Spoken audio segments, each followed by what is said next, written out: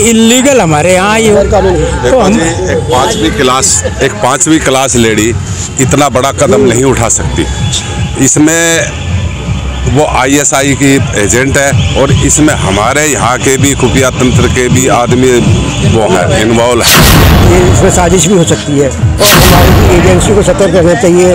ऐसा एक केस जो है ना यूपी का एक यादव था जो बंगलौर में रहता था, पाकिस्तान से एक लड़की आई थी उसको बंगलौर लेके गया था और जो है जब एजेंसी को शक हुआ तो उस लड़की को जो है वापस पाकिस्तान भेज दिया। इसमें वाकई में किसी ISI का ही है, पाकिस्तान के पीछे जो साजिश है उसका ही कोई हाथ पाएगा। मैं यही कहूँगा कि हिंदुस्तान के और मोदी जी से इसकी इंक्वायरी की जाए पीछे से। इसको यहाँ पर रहने से और बवाल मच सकता है। वैसे इसकी इंक्वायरी पूरी होने के बाद ही इसे वापस भेजा जाए, क्योंकि इसने कई बार दो जगह शादी की है, उसका कोई अभी कुछ नहीं पता कि तलाक हुआ है या नहीं हुआ है। सबसे अच्छी बात यही है कि इसको आराम से समाधान निकाल के और इसको वापस ही भेज दिया जाए। जय हिंद, जय भारत। दोस्तों, मेरा नाम है दिनेश गर्ग जैन, कड़वे सवालों वाला।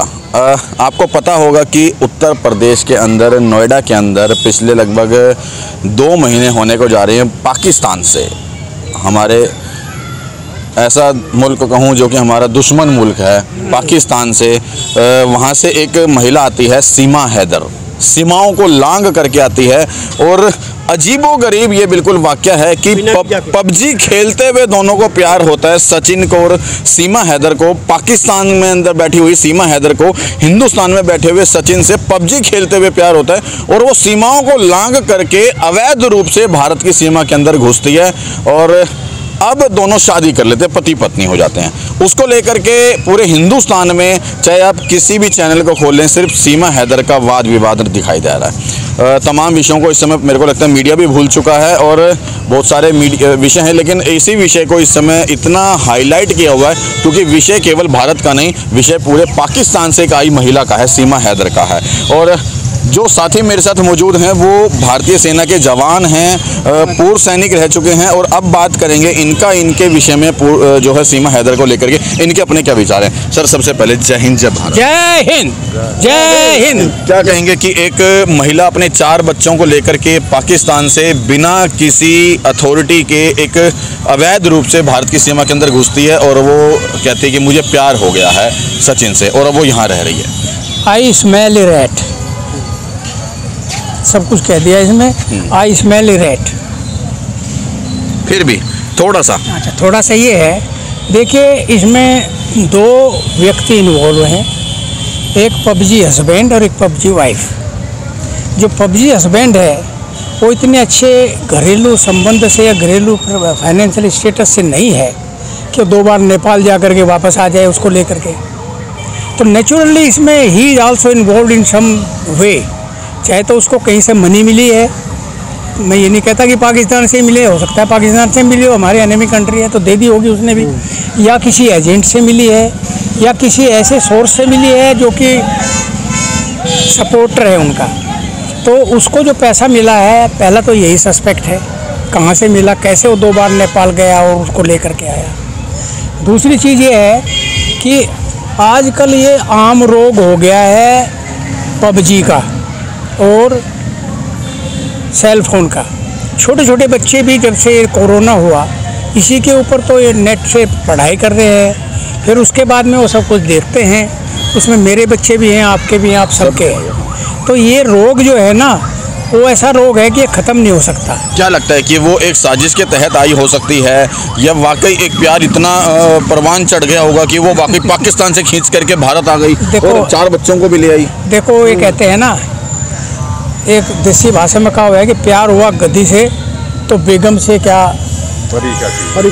ठीक है ना। लेकिन प्यार तो एक बहुत ही एटर्नल चीज़ है। वो ऐसा है, हमारी संस्कृति में तो 7 जन्मों तक चलता है, लेकिन वो PUBG वाला प्यार नहीं चलता।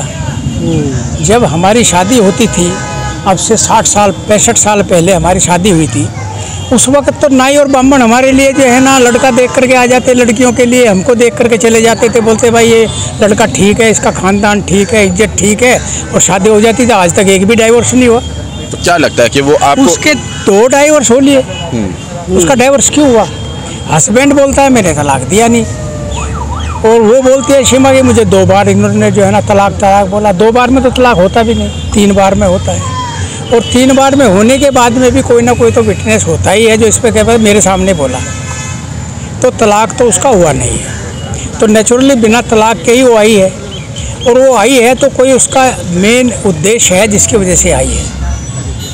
उसके अलावा उसके पास इतना पैसा कहाँ से आया कि मेरा हस्बैंड मुझे पैसा नहीं देता था, मैंने ये किया, अपनी मम्मी का मकान बेचा। अरे जब तुम्हारा माँ बाप की प्रॉपर्टी में कोई हिस्सा ही नहीं है इस्लाम में, तो तुमने मकान कैसे बेच दिया? हमारा है ना जी। आप 2 बहनें हैं, दोनों बहनों में 50-50 बेचते, भाई भी है तो 1/3 बेचती, तो आपने अकेली ने कैसे बेच दिया मकान? भाई ये देखो ना, बिना किसी मतलब इसका मतलब हमारी भारत की सुरक्षा के ऊपर एजेंसी के ऊपर सवाल उठ रहे हैं। उस पर मैं आ रहा हूँ, सीधा उस पर मैं आ रहा हूँ। सिक्योरिटी देखिए सबसे बड़ी बात यह है कि उसका इंटेंशन ही भारत आने का था, और उसके इंटेंशन के पीछे क्या गर्ज थी वो तो जब इंक्वायरी होगी तब पता लगेगा। लेकिन वो वहाँ से पहले वहाँ गई, दुबई, नेपाल आई, नेपाल में श्रीमान जी से मिली, है ना, और फिर वापस चली गई। फिर उसके बाद में अपने 4 बच्चों को लेकर के आई। नेपाल से बोलता मेरा इंडिया का वीज़ा नहीं लगा। अरे इंडिया का वीज़ा नहीं लगा, फिर भी तुम जो है ना टूरिस्ट के तौर पर नेपाल गई हो, वीज़ा लगा के थोड़े गई हो, तो टूरिस्ट के तौर पर वीज़ा गई, वहाँ गई हो, और वहाँ से भी इलीगल हमारे यहाँ आई हो। तो हम एक 5वीं क्लास लेडी इतना बड़ा कदम नहीं उठा सकती। इसमें वो ISI की एजेंट है, और इसमें हमारे यहाँ के भी खुफिया तंत्र के भी आदमी वो हैं, इन्वॉल्व हैं। ये एक ही बात ठीक नहीं है, एक ही नहीं है, ऐसी तो पता नहीं कितने केसेस इंडिया में चल रहे हैं। जी बाबूजी, क्या नाम अपना? मेरा नाम महेश चंद गुप्ता है। अभी जो लड़की आई है सीमा हैदर, पाकिस्तान से आई है, प्यार के बता रही है, प्यार का वास्ता दे रही है कि मेरा प्यार हो गया दिल्ली में, मतलब नोएडा के अंदर उससे, सचिन से, क्या कहेंगे? भाई देखो, ये इसमें साजिश भी हो सकती है, और हमारी एजेंसी को सतर्क रहना चाहिए। ऐसा एक केस जो है ना, यूपी का एक यादव था जो बंगलौर में रहता था, पाकिस्तान से एक लड़की आई थी, उसको बंगलौर लेके गया था, और जो है जब एजेंसी को शक हुआ तो उस लड़की को जो है वापस पाकिस्तान भेजा, इसलिए कि भाई हमारी सुरक्षा को कोई खतरा ना हो। लेकिन वो तो ये कह रही है ना, अगर मेरे को पाकिस्तान भेजोगे तो मेरे को मार देंगे, मेरे को अगर कोई सजा देनी है तो हिंदुस्तान में दे दो। लेकिन यहाँ भी तो उसके पीछे झगड़े हो रहे हैं, उसको थ्रेट मिल रही है कि भाई तू हिंदू बन गई, जो मुसलमान उसको थ्रेट कर रहे हैं, तो यहाँ भी दंगे हो सकते हैं, तो बवाल मच जाएगा, मार मतलब है भाई दंगे हुए तो लोग मर। लेकिन उसका ये कहना भी था ना बाबू जी, देखो कि मैंने अब हिंदू धर्म अपना लिया है, मैं हिंदू रीति रिवाज कर रही हूँ, मैं साड़ी पहन रही हूँ, मैं तुलसी का पूजा कर रही हूँ, मैं सारे हिंदू धर्म। हो सकता है दिखावे के लिए कर रही हो उसका, हाँ उसका जो है असली मकसद ये हो कि भाई जो है यहाँ के देश की गुप्त जानकारियाँ लेके जो है पाकिस्तान भिजवाए, उनकी मतलब है कि वो बन के आई हो, जासूस बन के आई हो। तो ये हमारी सुरक्षा पहले, भाई देश की सुरक्षा पहले, बाद में ये तो जो इमोशनल बातें हैं, लव अफेयर वगैरह, ये तो इमोशनल बातें, ये बात की बातें हैं, जो है सुरक्षा को पहले ध्यान में देना चाहिए। क्या नाम होगा? मेरा नाम रामेश्वर त्यागी है, विकासपुरी से मैं बोल रहा हूँ। और बाकी मेरे साथी चौधरी साहब जी, गुप्ता जी, ये सभी ने जो बातें कही हैं ये बिल्कुल सही कही हैं। इसमें वाकई में किसी ISI का ही है, पाकिस्तान के पीछे जो साजिश है उसका ही कोई हाथ पाएगा। मैं यही कहूँगा कि हिंदुस्तान के और मोदी जी से इसकी इंक्वायरी की जाए पीछे से, इसको यहाँ पर रहने से और बवाल मच सकता है। वैसे इसकी इंक्वायरी पूरी होने के बाद ही इसे वापस भेजा जाए, क्योंकि इसने कई बार 2-2 जगह शादी की है, उसका कोई अभी कुछ नहीं पता कि तलाक हुआ है या नहीं हुआ है। सबसे अच्छी बात यही है कि इसको आराम से समाधान निकाल के और इसको वापस ही भेज दिया जाए। कैसे समाधान भाई? आने के बाद इसको गिरफ्तार कर लिया नोएडा पुलिस ने, यूपी पुलिस ने उसको गिरफ्तार कर लिया, जेल में डाल दिया, उसके बाद जमानत दे दी क्या नाम है कोर्ट ने, उसके बाद जांच चल रही, क्या किया जाए? मतलब इसमें बिल्कुल सही कह रहे हैं आप भी, जमानत भी हो गई है, जेल में बंद भी हो गया और केस भी चल रहा है। लेकिन अगर इसके ऊपर इंक्वायरी नहीं की गई, अगर कुछ पीछे कुछ मान ले किसी से साजिश के तहत भेजा गया, इतना पैसा वो लगा कर आई है इंडिया में और बॉर्डर क्रॉस करके आई है, जो कि अलाउड नहीं है ऐसे आना, अगर ये कुछ ISI से कोई कंटेंट मिल गया इसका या कोई मिल गया तो फिर क्या होगा हिंदुस्तान में? वैसे ही हमारे पश्चिम बंगाल की तरफ देखें तो हम बहुत बुरा हाल है, वहाँ पर बांग्लादेशी आ रहे हैं, वो हम पता नहीं क्या ममता बनर्जी ने वहाँ पर क्या बुरा हाल कर रखा है। तो वही देख के कि हिंदुस्तान में जो ये नोएडा में आई है, इसकी इंक्वायरी होनी चाहिए मेरे हिसाब से। आपको क्या लगता है कि ये क्या नाम है, वाकई एक प्यार की बात है या कुछ और? ये एक साजिश है, जहाँ तक ये ऐसा प्यार नहीं मानते हम, इस प्यार को हम कबूल नहीं करेंगे या मानते नहीं हैं। और या बेटर ये जो मैंने बोला, इस पर इंक्वायरी हो तो सही रहेगा।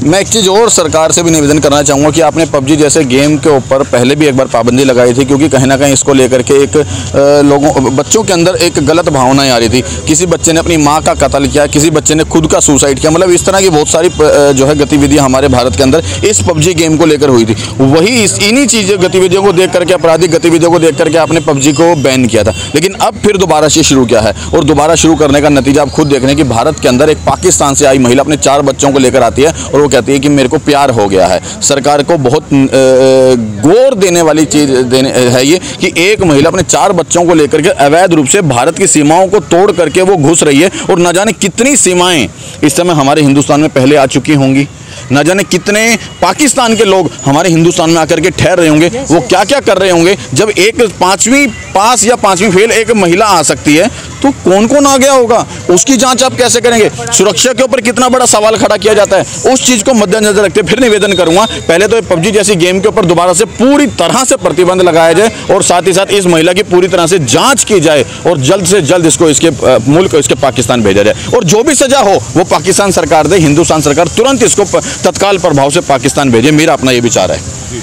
ऐसा है कि जहाँ तक इसके यहाँ आने की प्रश्न है ना, मुझे नेपालियों के साथ में सेवा करने का 7 साल का अवसर मिला है। मैं फ़ौज में था तो नेपाली यूनिट्स के अंदर में रहता था। उन लोगों का बॉर्डर क्रॉस करना वहाँ पर बहुत नॉर्मल सी बात थी। स्मगलिंग भी होती थी, कोरिया से लाया हुआ कपड़ा भी औरतें बांध करके ले आती थी, वो कैरियर्स होती थी। पैसा जमा कराया हो, आपको सोना चाहिए, पैसा जमा कराया हो, वहाँ जाने आने के लिए कोई रुकावट नहीं थी। और उसके बाद में आप यहाँ आ जाओ, यहाँ आपको वो सोना होगा वो भी मिल जाएगा, उतना ही कपड़ा भी मिल जाएगा। उस वक्त वो ऑनेस्टी थी। लेकिन नाउ अब आजकल के ज़माने में जब सीमा जैसी लड़कियाँ 4-4 का लोड लेकर के यहाँ आ रही है तो वो लोड उनके ऊपर नहीं है, पाकिस्तानियों के ऊपर, क्यों तो हमारे देश के ऊपर लोड है। क्योंकि हमें उनकी पढ़ाई भी करानी, कपड़े भी पहनाने, खाने को भी देना, ट्रीटमेंट भी करना, रहने की भी जगह देनी, कन्वेंस भी करना उनका इधर से उधर ले जाने में। तो एक बच्चे के ऊपर कम से कम 50,000 रुपया ज़िंदगी में खर्च हो जाता है इन सब चीज़ों में, कम से कम अगर वो सरकारी स्कूल में पढ़ें। तो ऐसा खर्चा हमारे देश को क्यों सहन करने का मौका लगे? रही बात उसका कि वो वहाँ ले जाएंगे, मार देंगे उसको, भाई उनकी बेटी है वो उनको मारे काटें। अभी सबसे बड़ी बात क्या है कि इसको बहुत से मुस्लिम जो है ना धर्म के ऊपर भुना रहे हैं। उनके यहाँ क्या है कि वो जो मूर्ति पूजक होते हैं उनको काफिर कहते हैं, जबकि ये बिल्कुल गलत है। कुरान के मुझे इतना ज्ञान तो नहीं, लेकिन काफिर उसको कहते हैं जो भगवान में ना मानता हो। जो एक भगवान को ना मानता हो उसको काफिर कहा जाता है। मूर्ति पूजा तो ये भी मुसलमान भी करते हैं, जाकर के चद्दर चढ़ाते हैं मज़ारों के ऊपर, है काबे के अंदर जाकर के पत्थर को चूमते हैं और फिर ये कहते हैं कि भाई हम तो जो है दोबारा जन्म होता ही नहीं हमारा। तो जब दोबारा जन्म नहीं होता तो आपके कुरान में ये क्यों लिखा है कि आप जब क़यामत आएगी तो सब कुरान से चिंता होकर के उठ जाएंगे? फिर कहाँ से दोबारा जन्म हो जाएगा उनका, जब जन्म ही नहीं होता। तो बहुत सी चीज़ें कुरान में जो दी है अच्छी दी है, लेकिन ये नहीं मानते। तो कुल मिला के मतलब हम यही मान के चलें, इस विषय को शॉर्ट में रखेंगे कि वो सीमा को हैदर को वापस जाना चाहिए। पूरी इंक्वायरी के बाद, पता करने के बाद में इसमें क्या रहस्य, अगर वो जासूस है तो उसको एज ए जासूस ट्रीट करना चाहिए। आप क्या कहोगे? हम भी यही कहेंगे कि भाई अगर ये हिंदुस्तान में आके यहाँ बसी है और इसने प्यार किया है तो इसको इसमें भी कोई ना कोई चाल है पाकिस्तान की। पूरा हिंदुस्तान कह रहा है कि हमारी भाभी आ गई। ये तो बकवास है, भाभी तो ये यहाँ बहुत है, भाभियाँ तो बहुत है। पाकिस्तान की भाभी तो नहीं आई ना पहले कभी? नहीं, पहले भी बहुत है, पाकिस्तानी भी है, जितने भी बांग्लादेश से भी रिफ्यूजी क्या कमाया हुआ हिंदुस्तान में। इतने हिंदुस्तान की बसावत के लोग नहीं है जितने बाहरी लोग बस गए। चलिए।